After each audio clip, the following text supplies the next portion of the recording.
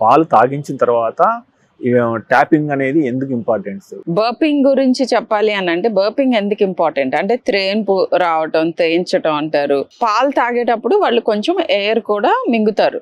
మనందరం కూడా ఫుడ్ తినేటప్పుడు, మాట్లాడేటప్పుడు ఎయిర్ స్వాలో చేస్తాం. సో ఈ బేబీస్ కి ఉన్న స్పెషల్ ప్రాబ్లమ్ అండ్ రిక్వైర్మెంట్ ఏంటి అని అంటే, మనందరినీ మనం ఫుడ్ తిన్న తర్వాత ఇప్పుడు కాళ్ళు పట్టుకుని ఇట్లా ఇన్వర్ట్ చేసినా నోట్లోకి ఫుడ్ రాదు, కక్కం.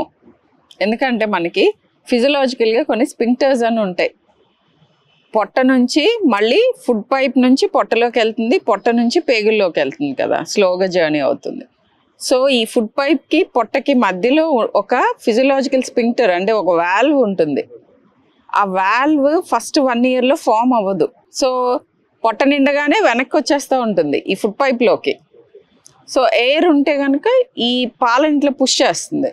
సో ఎయిర్ని మనం బయటికి తీసుకొచ్చేస్తే పాలు సెటిల్ డౌన్ అవుతాయి.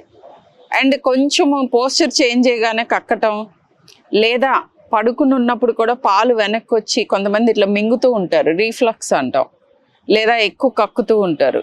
ఇవన్నీ జరగకుండా ఉండటం ఇది ఇంపార్టెంట్. అండ్ పాలు ప్రాపర్గా డైజెస్ట్ అవటం ఇవన్నీ. అండ్ రెండవది ఇంపార్టెంట్ థింగ్ ఏంటంటే, ఇప్పుడు ఈ పాలు ఇలా వెనక్కి వస్తూ ఉంటే, రీఫ్లక్స్ ఉంటే కొన్నిసార్లు లంగ్లోకి కూడా వెళ్ళే అవకాశం ఉంటుంది.